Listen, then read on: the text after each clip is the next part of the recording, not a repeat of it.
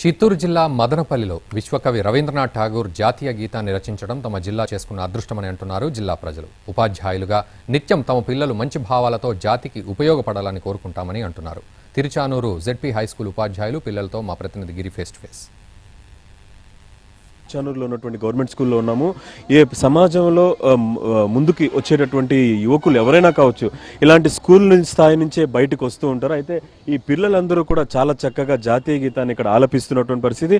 మరీ ముఖ్యంగా చిత్తూరు జిల్లాకు సంబంధించి రవీంద్రనాథ్ ఠాగూర్ జాతీయ గీతాన్ని 1919లో ఈ చిత్తూరు జిల్లా నుంచి ఆయన ఇంగ్లీష్లోకి ట్రాన్స్లేట్ చేసినటువంటి పరిస్థితి.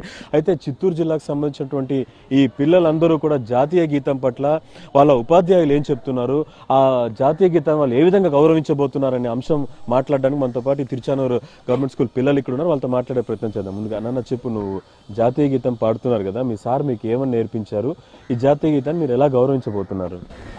సినిమా థియేటర్లో గంటలు తరబడి టికెట్ కోసం వెయిట్ చేస్తూ ఉంటాము. అదే 52 సెకండ్లు నిలబడుకొని జాతీయ గీతాన్ని పాడితే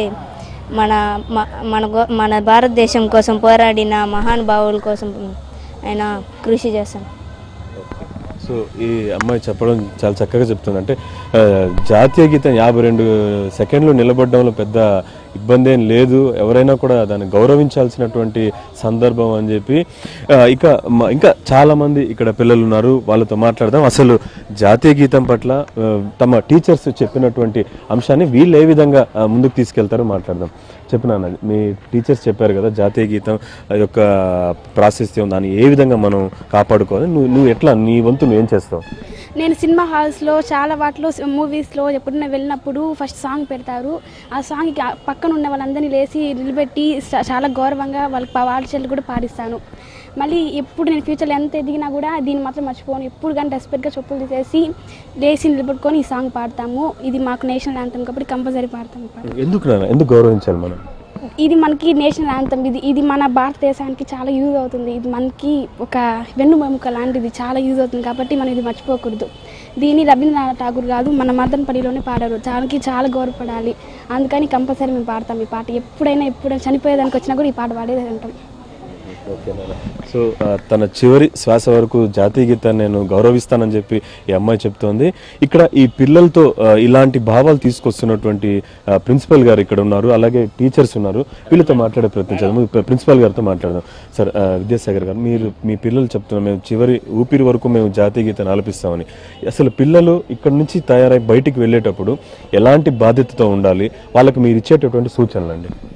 సార్, మేము పాఠశాలలో పిల్లలకి ముఖ్యంగా ఏంటంటే మన భారతదేశం యొక్క గౌరవ మర్యాదలను కాపాడే విధంగా ఈరోజు పిల్లలే రేపు భావి భారత పౌరులు కాబట్టి భావి భారత పౌరులు మంచి పౌరులుగా ఎదగాలంటే దానికి నాంది పాఠశాలలో మేము పిల్లలకి ముఖ్యంగా మన భారతదేశం పట్ల గౌరవాన్ని ఇచ్చే విధంగా జాతీయ గీతం ఆలపించడంలో కానీ, అదేవిధంగా మన యొక్క దేశ సమగ్రతను కాపాడంలో కానీ, వీటన్నిటిలో కూడా మేము పిల్లలకి ఇప్పటి నుంచే పాఠశాల స్థాయి నుంచే వాళ్ళకి మేము పిల్లలకి తెలియజేస్తాం.